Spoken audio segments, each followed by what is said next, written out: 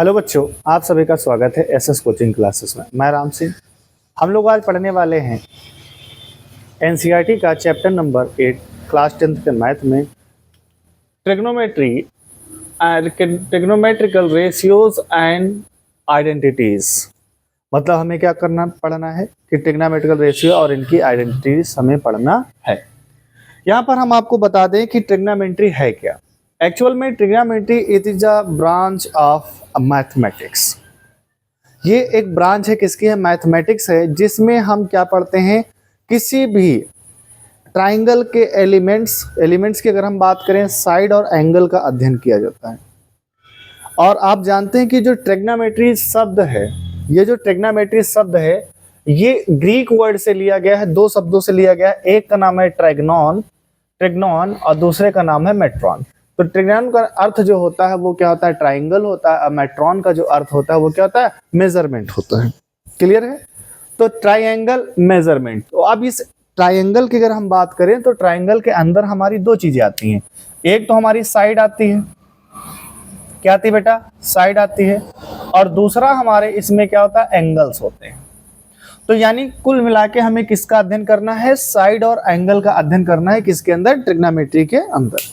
इतनी बात आपको समझ में आ गई कि हमें पढ़ना क्या है। तो साइड और एंगल का हमें क्या करना है? अध्ययन करना है। क्लियर है?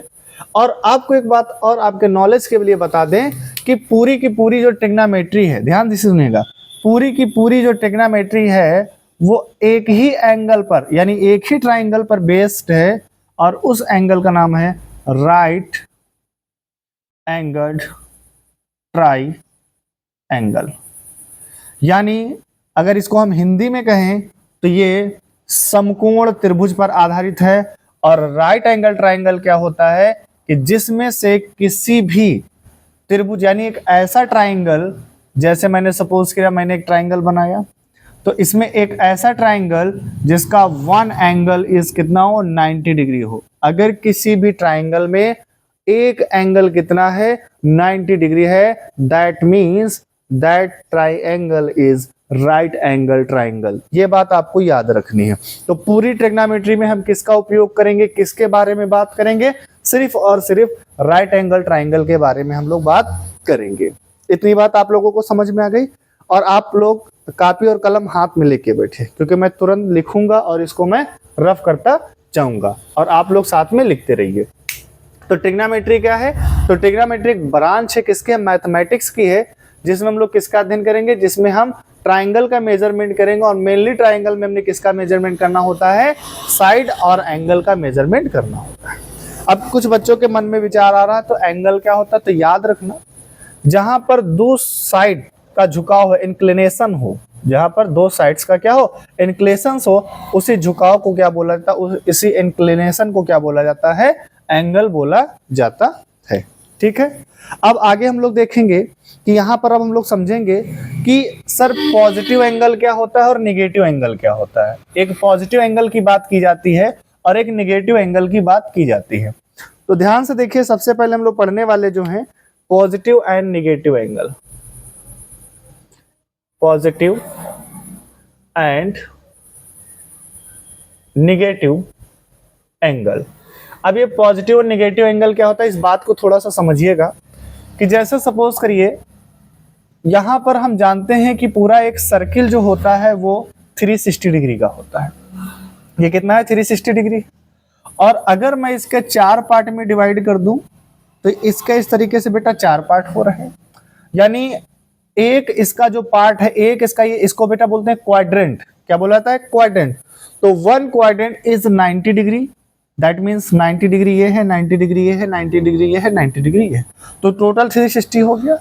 अब अगर मैं चलना स्टार्ट करूं तो यहां पर ये बेटा कितना है? 0 डिग्री है। याद रखिएगा, 0 से मैं यहां पे पहुंचूंगा तो कितना है? 90 डिग्री है।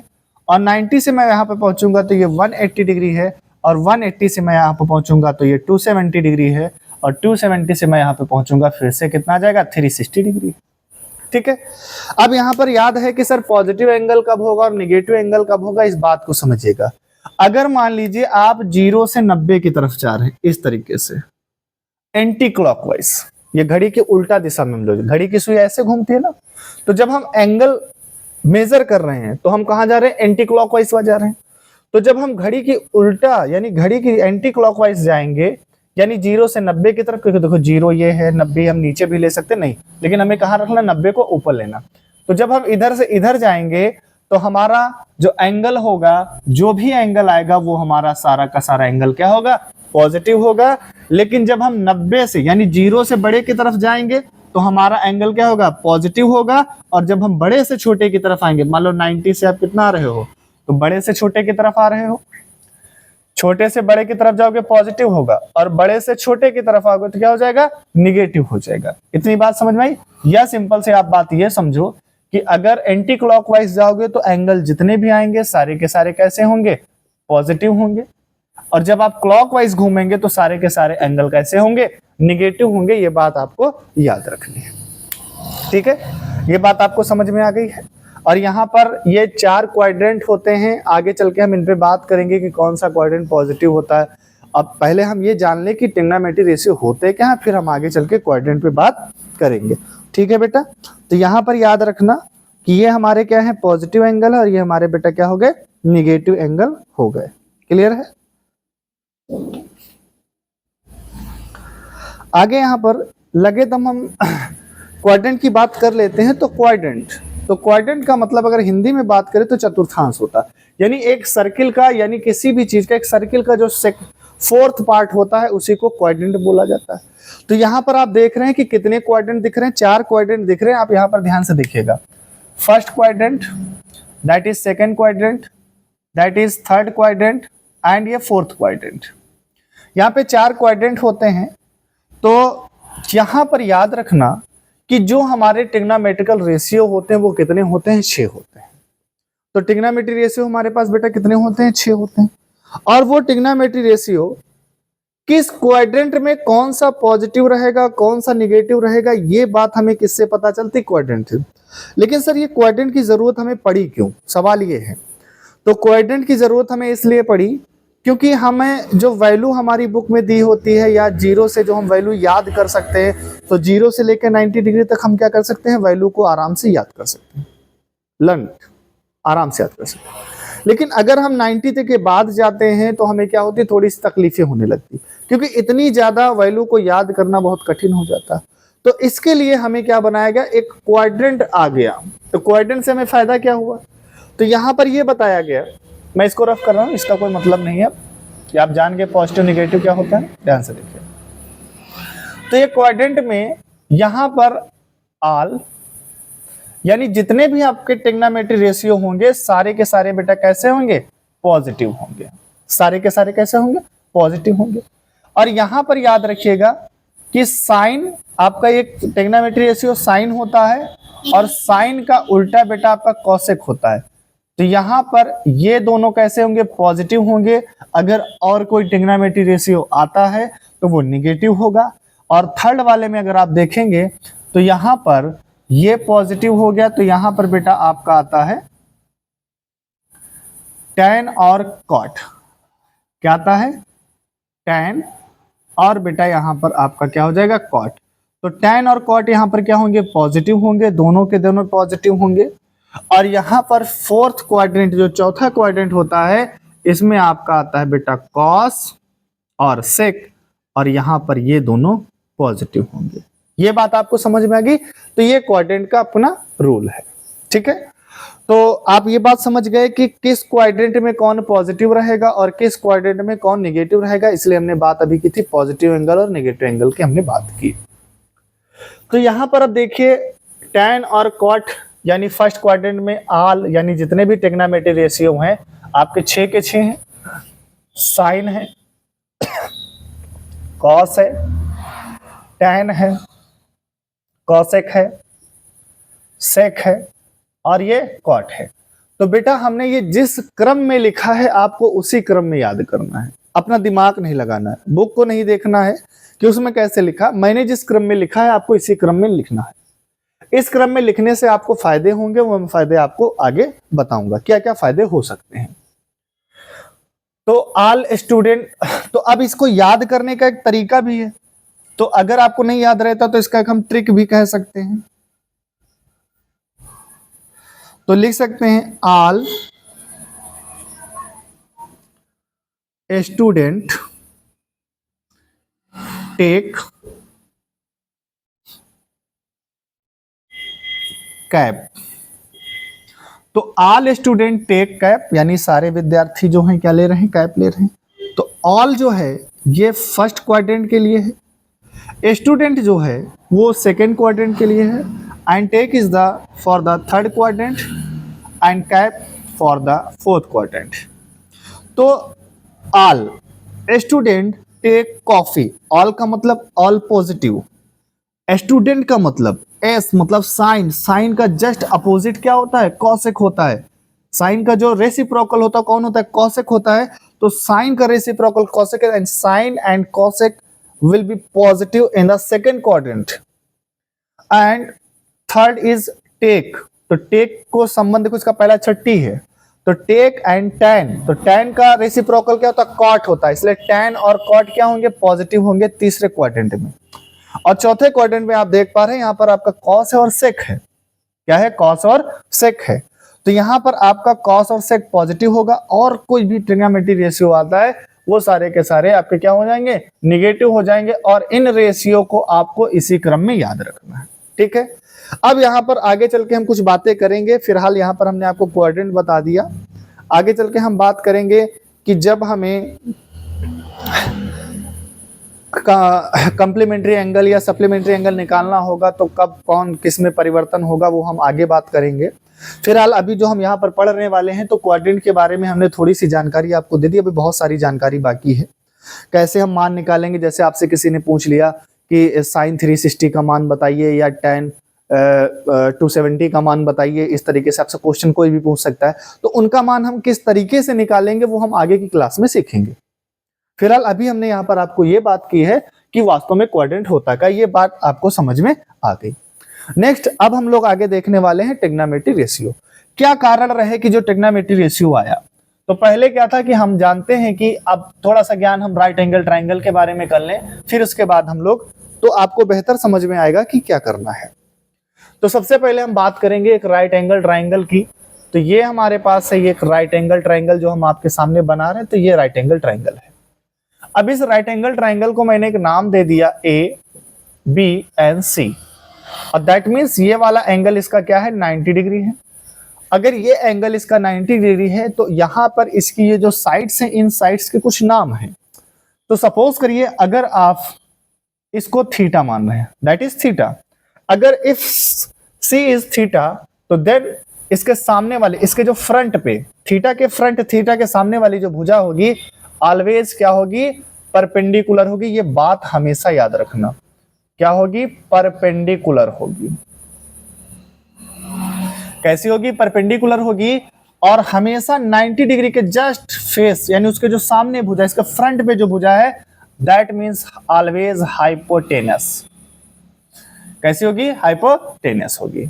एंड जो हमारी बचेगी रेस्ट, अगर इस एंगल को हम क्या मान ले बेटा, अल्फा मान ले, तो जस्ट अल्फा के सामने वाली हमारी क्या होगी, बेस होगी।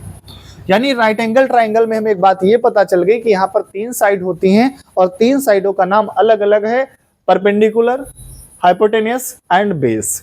थीटा के सामने हमेशा क्या होता है, तो इस बात को आप याद रखना कि थीटा के सामने जो भुजा होती, थीटा के सामने जो भुजा है वो बेटा क्या है, परपेंडिकुलर है।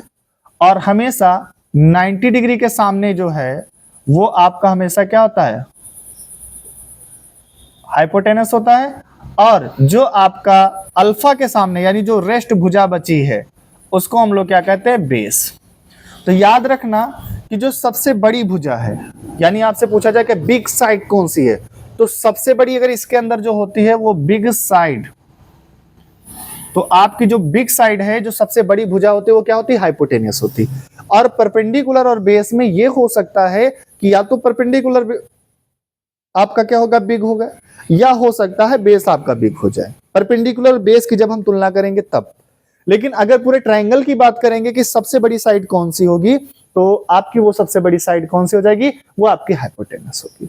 आप जानते हैं, अगर मैं हिंदी में बात करूं तो परपेंडिकुलर को लंब कहा जाता है और बेस को आधार कहा जाता है। और हाइपोटेनियस को कड़ कहा जाता है। क्लियर है?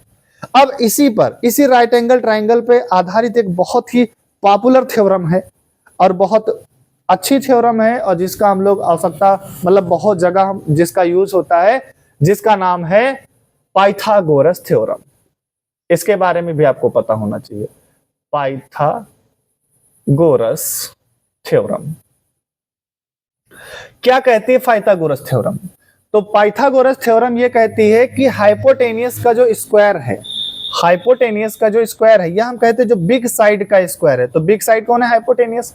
तो बिग साइड का जो स्क्वायर है, हाइपोटेनस का जो स्क्वायर है, रेस्ट टू साइड्स के वर्ग के एडिशन के बराबर होगा। या हम कह सकते हैं कि जो अन्य दो भुजाएं बची हैं उनके वर्ग। तो वर्ग कौन कौन बचा है? एक तो परपेंडिकुलर बचा है, परपेंडिकुलर, और इस पर क्या हो जाएगा? स्क्वायर। और दूसरा हमारे पास बेटा क्या बची है? बेस। तो ये हमारा हो जाएगा बेस का स्क्वायर। तो परपेंडिकुलर स्क्वायर, तो ये हमारी क्या होती है? पाइथागोरस प्रमेय होती है। तो सबसे बड़ी भुजा का स्क्वायर अन्य दो भुजाओं के स्क्वायर के क्या होगा? वर्ग के योग के बराबर होगा, यानी sum of the other two sides, है ना। तो क्या कह रहा है कि the square of the big side या लार्ज साइड बोल सकते हो, big side square is equal to other the sum of the two other sides like perpendicular का स्क्वायर एंड बेस। अगर इसको हम हाइपोटेनियस को लिखना चाहें तो ये हम H2 लिख सकते हैं, परपेंडिकुलर को P2 लिख सकते हैं और बेस को B2 लिख सकते हैं। तो ये फार्मूला आपको याद रखना है। क्लियर है? इतनी बात समझ में आ गई? तो ये सबसे पावरफुल है। यहाँ पर आपको इसकी आवश्यकता पड़ेगी। ट्रिग्नोमेट्री आप पढ़ रहे हैं, कुछ भी पढ़िए, ये आपको पता होना चाहिए। यही क्या है? पाइथागोरस प्रमेय। तो पाइथागोरस प्रमेय यही कहती है कि जो किसी भी राइट एंगल ट्राइंगल की जो सबसे बड़ी भुजा है, वो जो रेस्ट दो भुजाएं बची हैं उनके स्क्वायर के सम के बराबर होगा कौन? हाइपोटेनियस। तो ये इसका फार्मूला हो गया है, आपको इसको याद रखना है। ठीक है, तो आप इसको जल्दी से नोट करिए।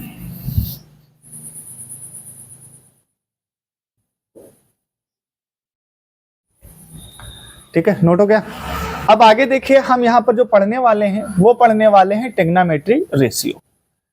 कौन सा रेशियो पढ़ने वाले हैं? Trigonometry ratio. तो सबसे पहले देखिए ट्रिग्नोमेट्री रेशियो की जरूरत आखिर पड़ी क्यों? तो ये आप हमारे पास हमने एक राइट एंगल ट्राइंगल बना लिया। ठीक है, तो इसका नाम दे दिया ए, ये आपका है बी, और इसका नाम बेटा दे दिया सी। और तो ये हमारा क्या है? राइट एंगल ट्राइंगल है। सी के सामने अगर हम सी को थीटा मानते हैं, अभी हमने आपको पीछे बताया, तो थीटा के सामने ये परपेंडिकुलर हो जाएगा, ये आपका हाइपोटेनियस हो जाएगा और ये आपका बेस हो जाएगा। क्लियर है? तो यहाँ पर 6 ट्रिग्नोमेट्री रेशियो हैं बेटा। कितने हैं? 6। तो कौन कौन से हैं? सबसे पहले देखिए ट्रिग्नोमेट्रिकल रेशियो।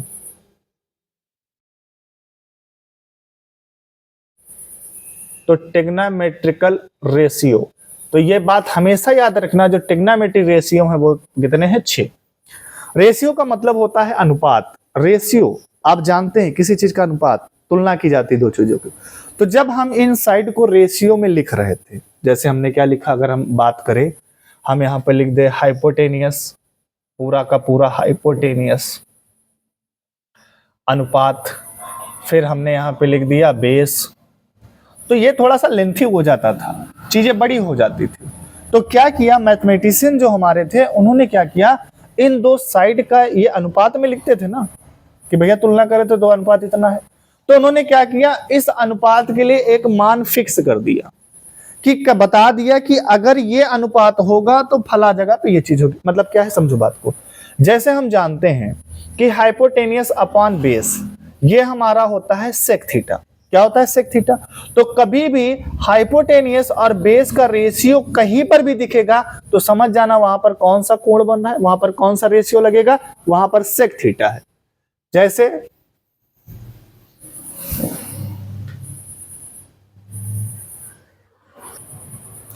लाइट बेटा चली गई थी थोड़ा, इसलिए थोड़ा सा इशू आ गया। कितने ज्यादा मच्छर। अब यहाँ पर ध्यान से देखिए, तो ट्रिग्नोमेट्रिकल रेशियो है कितने? 6 रेशियो। तो आखिर इन रेशियो को बनाने का कारण यही था कि जब हम दो साइड को रेशियो में लिख रहे थे तो थोड़ा सा ज्यादा बड़ा हो रहा था और लिखने में भी हमें दिक्कत हो रही थी।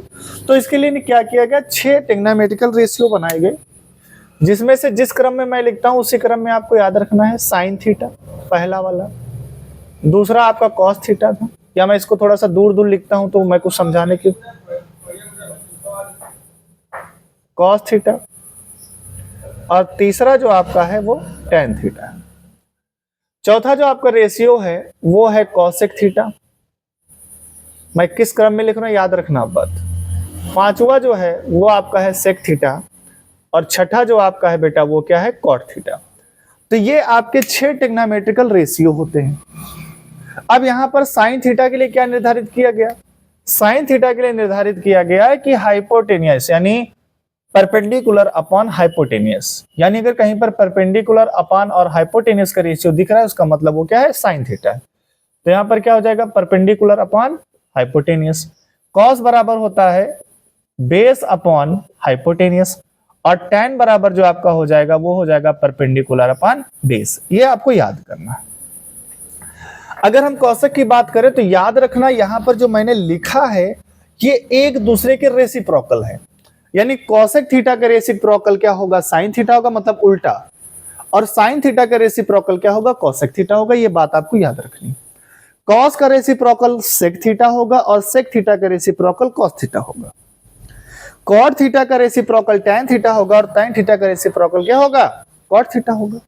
तो यहां पर अब हमें ज्यादा मान याद करने की जरूरत नहीं पड़ती है, अगर हम थोड़ा सा समझ के चलेंगे तो समस्या है ही नहीं कहीं पे। देखिए अगर sine theta upon perpendicular upon hypotenuse है तो साइन का जस्ट उल्टा क्या होता है, कॉसेक होता है। तो इसके जो जस्ट मान दिया हाइपोटेनियस अपॉन क्या हो जाएगा, बेस, हाइपोटेनियस अपॉन परपेंडिकुलर उल्टा हो जाएगा। कॉस थीटा की बात करेंगे तो बेस अपॉन हाइपोटेनियस है तो हाइपोटेनियस अपॉन क्या हो जाएगा, बेस हो जाएगा, तो hypotenuse upon base. And tan theta बराबर परपेंडिकुलर अपॉन बेस है तो tan cot थीटा बराबर हो जाएगा, ध्यान से देखिएगा, ये हो जाएगा बेस अपॉन परपेंडिकुलर। ठीक है, अब समस्या ये है कि सर इतना तो पता हो गया कि हमारे क्या होते हैं, ट्रिग्नोमेट्रिकल रेशियो होते हैं। इन रेशियो की सहायता से, एक ये रेशियो है और दूसरी बात हमारा क्या है, पाइथागोरस थ्योरम है, और इन दोनों की सहायता से हमारी पहली एक्सरसाइज कंप्लीट हो जाएगी। ठीक, उसके बाद जब हम सेकंड में पहुंचेंगे तो वहां पर हमें जरूरत पड़ेगी कि साइन 30 का मान कितना है, 35 का मान क्या है। तो यहां पर आपको कुछ भी याद नहीं करना, सिर्फ समझना है। हर एक बात मैं याद करा दूंगा, आप बिल्कुल सही जगह को सही वीडियो देख रहे हैं। अब यहां पर ध्यान से देखो, सबसे पहले इस बात को याद रखो कि हम इसको याद कैसे रख सकते हैं। तो इसके लिए मैं ट्रिक लिख देता हूं। तो ट्रिक इसके लिए है कि पंडित बद्री प्रसाद, कौन है बेटा, पंडित बद्री प्रसाद हरि हरि बोले। तो पंडित बद्री प्रसाद क्या होंगे, हरि हरि बोले। और यहां पर ये हमारे पास है बेटा सोना, सोना मतलब साइन, चांदी, चांदी का मतलब बेटा यहां पर क्या है, कॉस, और टूटा का मतलब यहां पर क्या है, टैन है। तो अगर हम देखेंगे तो साइन थीटा बराबर क्या होगा, परपेंडिकुलर अपॉन हाइपोटेनियस, तो परपेंडिकुलर हाइपोटेनियस। कॉस बराबर क्या हो जाएगा, बेस अपॉन हाइपोटेनियस, तो बेस अपॉन हाइपोटेनियस। जैसे ही टैन आएगा तो टैन बराबर क्या हो जाएगा, परपेंडिकुलर अपॉन बेस हो जाएगा, तो ये परपेंडिकुलर अपॉन बेस। अब आपको सिर्फ इतना याद रखना है कि सर साइन का जो जस्ट अपोजिट है, यहां पे मैं लिख देता हूं, यहां पे समझा भी देता हूं, अपोजिट का मतलब होता है उल्टा। तो साइन का अपोजिट है कॉसेक, या अपोजिट ना लिख के आप रेसिप्रोकल लिख दीजिए, कोई दिक्कत नहीं, रेसिप्रोकल। यहां पर कॉस का भी रेसिप्रोकल सेक होता है और टैन का रेसिप्रोकल क्या होता है, कॉट होता है। ये बहुत बड़ी बात है, ये आपको याद रखनी है। ठीक है, तो ये हमारा बेटा इतना मैथमेटिक्स में था जो हमारे लिए क्या था, बहुत बेसिक था, और इसको हमें याद करना बहुत ज्यादा जरूरी था। क्लियर है। आगे हम इसके बाद देखेंगे कि क्वाड्रेंट के बारे में पढ़ेंगे, अगर हमें जरूरत पड़ेगी आगे तो। फिलहाल थोड़ी थोड़ी बातें हमने क्वाड्रेंट के बारे में बता दिया। अब इसके बाद हम लोग शुरू करेंगे, आज की पहली क्लास थी जिसमें हमने कुछ बेसिक बातें की हैं। नेक्स्ट क्लास में हम लोग देखेंगे कि किस तरीके से हमें ट्रिग्नोमेट्री में सवालों को सॉल्व करना है, और बहुत आसान तरीके से और बहुत सरल तरीके से हम सवालों को लगाएंगे, और हर एक सवाल की हम लोग बारीकी को समझेंगे। ठीक है, तो तब तक के लिए आप लोग इस वीडियो को बिल्कुल देख के तैयार कर लीजिए क्योंकि जब तक ये आज की क्लास आपकी नहीं तैयार है, पहली क्लास बेसिक क्लास होती है, उसको तैयार करना बहुत जरूरी होता है। यदि आपकी ये क्लास नहीं तैयार है तो फिर आगे की क्लासें आपको समझ में नहीं आएंगी, आपको बहुत ज्यादा मेहनत करनी पड़ेगी। तो आप लोग ये क्लास एक बार नहीं समझ में आया, 2 बार नहीं समझ में आया, 3 बार 4 बार जितनी बार देख सकते हो, पर ये जो बातें हमने आपको बताई हैं ये तैयार होना चाहिए। तब तक के लिए जय हिंद।